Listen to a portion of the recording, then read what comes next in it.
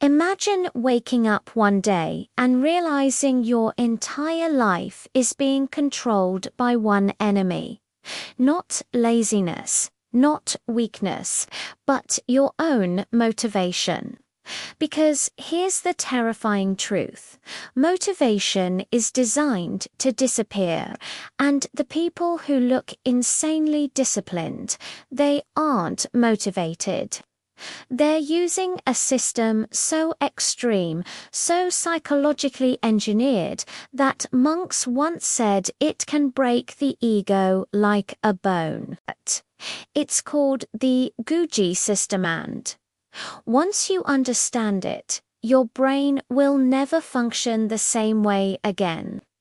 For centuries, Zen monks used Gyoji to create a level of consistency that modern psychologists call identity rewiring through repetition pressure.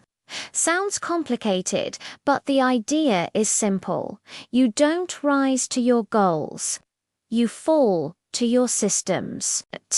And Gyoji is the system that makes even quitting feel uncomfortable. Today, you'll learn the 5-step monk formula, the non-negotiable schedule technique, the pain switch that makes quitting harder than continuing, and the story of Kofi, a guy who failed 17 times but used one simple shift to achieve 90 days of flawless consistency. Here's the paradox. The more you try to be disciplined, the more you fail. Why? Because the human brain isn't built for self-control. It's built for comfort. Motivation spikes, then dies. Willpower boosts, then crashes. Your brain literally saves energy by quitting. But monks discovered something shocking. If you do the exact same behavior at the exact same time in the exact same way, day after day, your brain stops negotiating. It goes silent. There's no "should I do this?" No "maybe later." No bargaining. Just automatic execution. This is why they call Gyoji the practice that practices itself. So here is the 5-step Gyoji system, the ancient discipline framework that modern psychology confirms. Step 1 is the zero motivation rule. You must act before you have time to feel anything. Motivation is irrelevant. Emotion is irrelevant. The ritual triggers the action, not your mood. Modern neuroscience calls this pre-cue activation. Your brain fires the habit before your feelings can even load. You just get up and go, no questions asked. Step 2 is the non-negotiable schedule. You choose one time, one action, and one environment. That's it. No options, no flexibility, no thinking. It's not because flexibility is bad, but because options create psychological loopholes. As the monks say, where there is choice, there is doubt.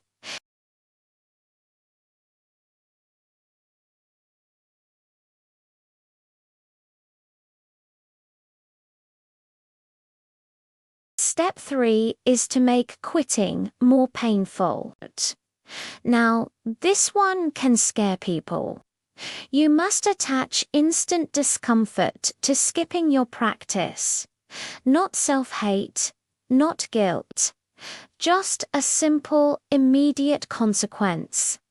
Maybe it's a cold shower, or a 5-minute wall sit, or sending a message to your accountability partner admitting you skipped. The brain's reward center shifts. Suddenly, continuing the habit is the easier path. This is called aversive conditioning, and it's a powerful technique used in therapy to break addictive patterns. You're not punishing yourself. You're just making the alternative less appealing. Step 4 is the no-gap practice. Your habit must be so short that you can't possibly justify skipping it. 1 push-up, 1 page of a book, 1 minute of meditation. But here's the twist. The human brain hates stopping at just 1. Once you begin, you're far more likely to continue. This is known as the initiation effect. The hardest part is starting, so make starting ridiculously easy. The momentum will carry you the rest of the way. And step 5 is the pre-solution method. Before your day even begins, you remove every single point of friction. Lay your workout clothes out the night before. Set up your workspace. Pour a glass of water and put it on your desk. Put your phone across the room. Psychologists call this environmental priming. You're not just hoping you'll do the right thing. You're designing an environment where the right thing is the most likely thing. It turns effort into inevitability. Here's what's crazy about all this. Most of us think disciplined people are strong, but the truth is they're not strong. They're engineered. They've solved the battle before it even starts. You struggle because your environment fights you. They succeed because their environment pushes them forward. You rely on motivation, which is fleeting. They rely on ritual, which is permanent. You try to make the habit feel easy. They make skipping the habit feel difficult. That is the fundamental difference. Let's talk about Kofi. For years, he tried to improve his life fitness, studying prayer, journaling, and he failed 17 separate times. Every new routine he started collapsed after the initial excitement faded away. Sound familiar? But on the day he learned about the Gyoji System, something clicked. He stopped trying to feel ready. He stopped bargaining with himself. And he created his first non-negotiable micro-ritual. Every morning at 8 a.m., he would do 1 minute of meditation. Same place, same time. No options, no excuses. Within just 10 days, the practice started to feel automatic. Within 30 days, that 1 minute of meditation naturally expanded to 5, then 10. And within 90 days, he had built a full routine around that initial habit-perfect consistency, without a single day missed.